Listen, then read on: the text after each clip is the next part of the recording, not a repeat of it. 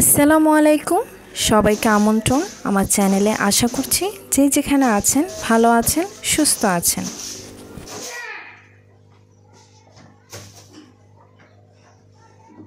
আমি আরও একটি নতুন ভিডিও নিয়ে আপনাদের সামনে হাজির হলাম। আজকেও আমি আমার সংসারের কাজ এবং রান্নাবান্না আপনাদের সাথে শেয়ার করব।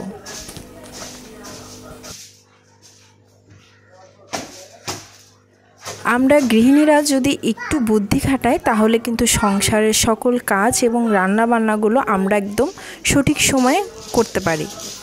তো সেই ক্ষেত্রে আজকে আমি যে টেকনিকটা ফলো করেছি সেটাই আপনাদের সাথে শেয়ার করব। আমার বড় ছেলেকে স্কুলে নিয়ে গিয়েছিলাম, তো আস্তে আস্তে 11টা বেজে গিয়েছে।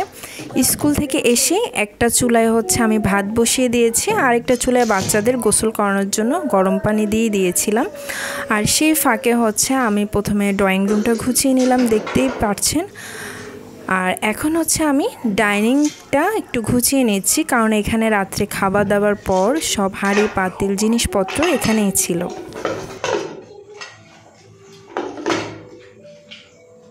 এখানে ডাইনিংয়ের উপর যে হাঁড়ি পাতিলগুলো ছিল এবং অপ্রয়োজনীয় বা এঁঠো যে প্লেট ছিল সেগুলো সব আমি রান্নাঘরে নিয়ে যাচ্ছি। তারপর আমি ডাইনিংটা ক্লিন করে নেব। এক একটা রুম করে আমি ক্লিন করছি, আর এরই মধ্যে কিন্তু ভাতটা হয়ে যাচ্ছে এবং পানি গরম হয়ে যাচ্ছে। তো মোটামুটি যখন সব গোছানো শেষ হবে আমি বাচ্চাদেরকে গোসল করিয়ে ভাতের মাড়টা আমি গেলে নিব। তারপর আমি দুপুরের রান্নাটা করব 2 চুলায়, এতে করে আমার তাড়াতাড়ি রান্না হয়ে যাবে।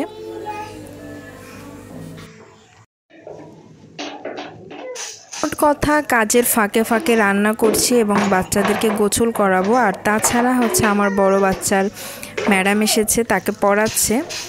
তো এই ফাঁকে আমি 5 মিনিটের ছুটি নিয়ে বাচ্চাদেরকে গোসল করিয়ে দেব।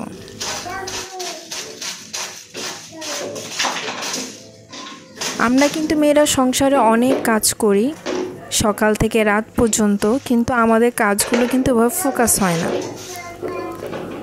তো এই ভিডিওর মাধ্যমে আসলে বোঝাতে চাচ্ছি যে একটা গৃহিণী বা একটা মা সংসারের কত কাজ করে, সাথে কিন্তু বাচ্চাদের টেক কেয়ারও করে, কিন্তু আমাদের কাজের মূল্যায়নগুলো কিন্তু থাকে না।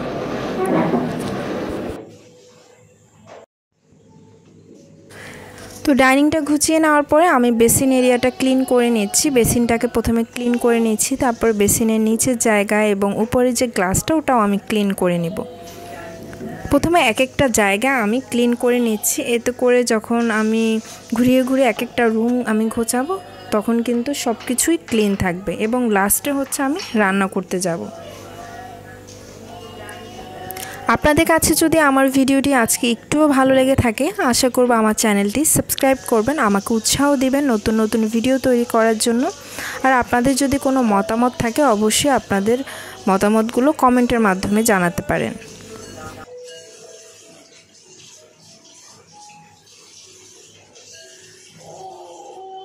ক্লিন করার পরে আমি একটা শুকনো কাপড় দিয়ে বেশ ভালো করে সব জায়গাগুলো মুছে নিচ্ছি, বেসিনের নিচের জায়গায় এবং উপরের গ্লাসটা। আর বেডরুমটা আমি গুছিয়ে নিয়েছি, ওটা আর আমি শেয়ার করিনি, তাহলে ভিডিওটা অনেক বেশি বড় হয়ে যাবে।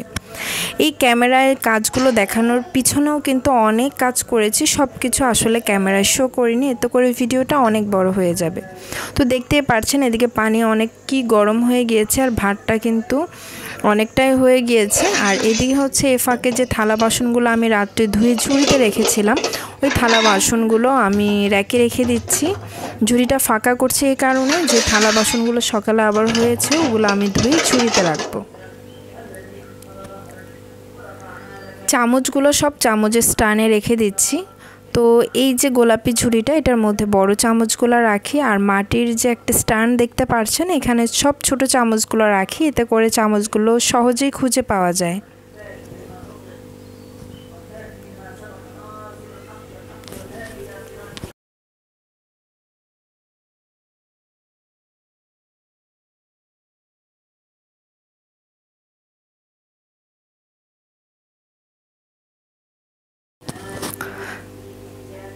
তো যে ছোট চামচ মানে 4 চামচ এবং কাঁটা চামচ সেগুলো আমি একটা জায়গায় রাখি, এতে করে দেখা যায় আমি যখন নিচ্ছি না বা আমার হাজব্যান্ড বা আমার বাচ্চারা যখন চামচ নেয় তখন কিন্তু ইজিলি খুঁজে পায়।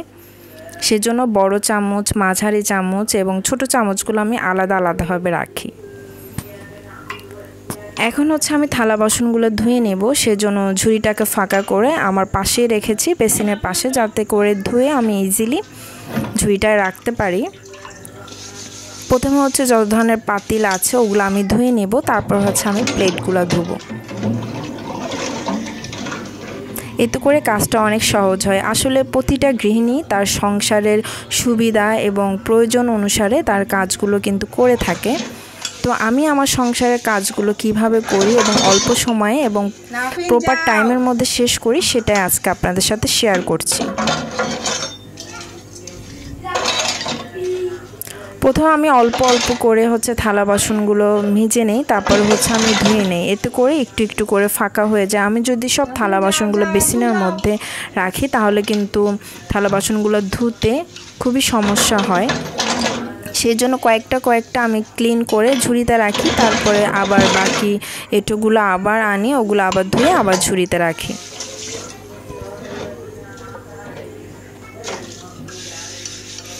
দেখা যায় রান্নাঘরটা যেহেতু সব খুবই ছোট, এর জন্য সব কাজগুলো এভাবে ম্যানেজ করে করতে হয় যাতে নিজের সমস্যা না হয় এবং কাজগুলো খুব সহজভাবে করা যায়। মাঝে মধ্যে আমি সব কাজ শেষ করার পর রান্নাবান্না করি, অনেক সময় রান্নাবান্না করার পরও আমি সংসারের কাজগুলো করি। তো আজকে হচ্ছে কাজের ফাঁকে ফাঁকে রান্না করছি, বাচ্চাদের কেয়ার করছি, তো সব কিছুই আজকে একসাথেই করা হচ্ছে। কিন্তু তবুও অল্প সময়ের মধ্যেই, মাত্র 2 ঘন্টার মধ্যে আমার সব কাজগুলো শেষ হয়ে গিয়েছে এবং রান্নাবান্নাও শেষ হয়ে গিয়েছে। আমাদের মেয়েদের কাজ কিন্তু বেশিরভাগ সকাল থেকে দুপুর পর্যন্ত একটু বেশি থাকে, ওই সময়টাই বেশি ঝামেলা থাকে। তো প্রপার টাইমে যদি আমরা কাজটা শেষ করতে পারি তাহলে কিন্তু বিকালের টাইমটা একটু নিজের জন্য সময় বের করা যায় বা একটু রেস্ট নেওয়া যায়। এই জন্য চেষ্টা করি দুপুরের মধ্যেই সব কাজ শেষ করার জন্য।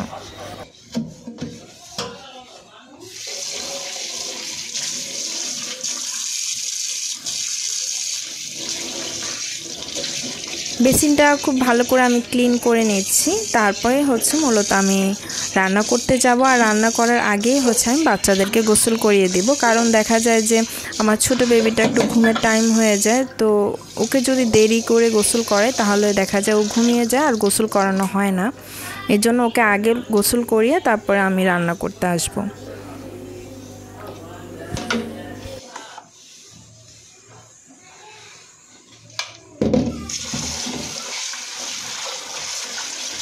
যা যা রান্না করব সব কিছু আমি গুছিয়ে রেখে দিচ্ছি, এতে করে বাচ্চা যদি নাও ঘুমায় ওকে কোলে নিয়ে আমি রান্নাগুলো করতে পারবো।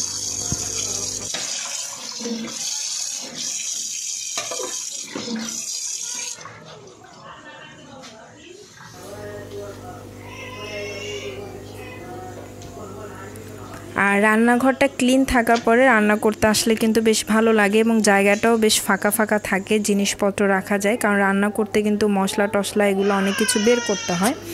তো এখন হচ্ছে পানি গরম হয়ে গিয়েছিল, ওটা আমি হচ্ছে ওয়াশরুমের বালতিতে দিয়ে দিচ্ছি এবং ট্যাপটা ছেড়ে পানিটাকে একটু হালকা কুসুম গরম করে নিচ্ছি। তারপরে হচ্ছে বাচ্চাদেরকে আমি গোসল করাচ্ছি।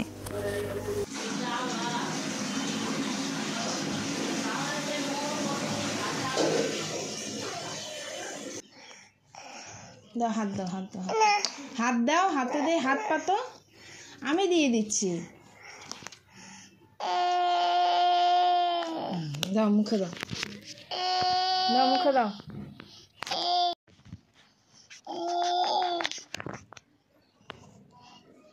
মাথা দেয় নাকি? মাথা দিস? কেন দিস? মাথায় কেউ দেয় নাকি?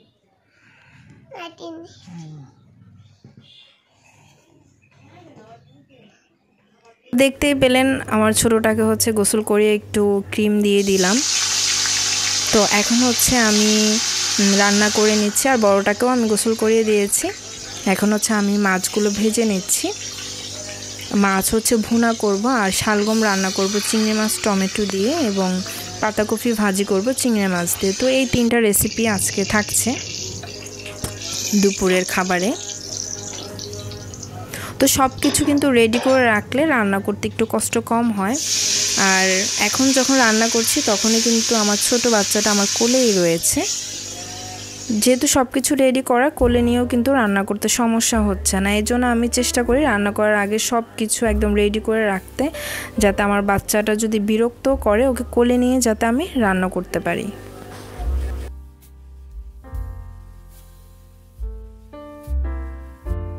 মাছ ভাজার পরে কড়াইয়ের মধ্যে সব মশলা দিয়ে ভালো করে কষিয়ে নিচ্ছি। তারপরে মাছ দিয়ে দিব, টমেটো দিয়ে দিব।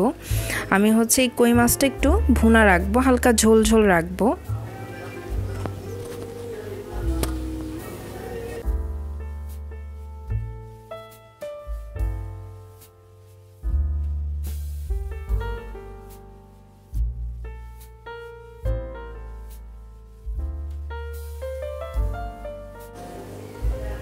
মোটামুটি ভাজা মাছ এবং মশলা, টমেটো সব দেওয়া হয়ে গিয়েছে। এখন ঝোলের পানি দিয়ে রান্না হওয়া পর্যন্ত অপেক্ষা করব।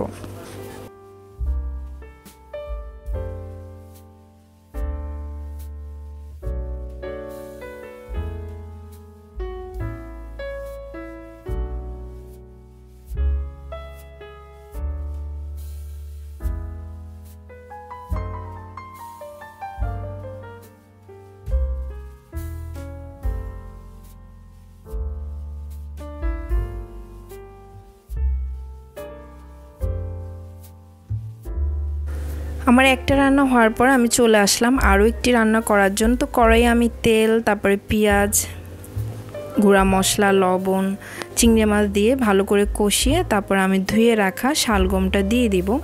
আর এই শালগমটা অনেক দিন ধরে ফ্রিজে ছিল, 3-4 দিনের মতন। তো এটা একটু শক্ত হয়ে গিয়েছে এবং সেজন্য যেহেতু সিদ্ধ হতে সময় লাগবে, তাই শালগমগুলোকে একদম পাতলা পাতলা করে কাটা হয়েছে। এতে করে খুব সহজে এটা সিদ্ধ হয়ে যাবে। আর শালগমটা প্রথমে আমি অনেকক্ষণ কষিয়ে নেব।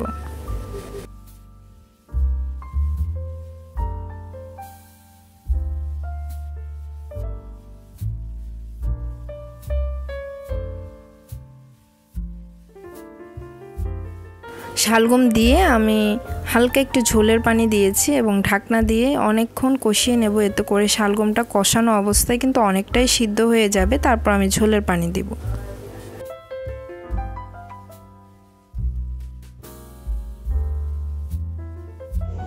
পাতাকপি রান্না করার জন্য পাতাকপি কেটে নেওয়া হয়েছে, আর চিংড়ি মাছটাও রেডি করে নিয়েছি। তো চলুন এখন পাতাকপি ভাজিটা করি। তেলের ভিতরে কাঁচামরিচ, টমেটো, তারপরে চিংড়ি মাছ, এগুলো সব একসাথে আমি রেখে দিয়েছি, যাতে আমার বাচ্চাটা কোলে থাকলেও আমি একসাথে এটা বসিয়ে দিতে পারি। তো সব একসাথে বসিয়ে আমি কষিয়ে নিচ্ছি এবং লবণ আর একটু হলুদ দিয়ে দিব। দিয়ে ভালো করে কষিয়ে তারপর পাতাকপিগুলো দিয়ে দিব।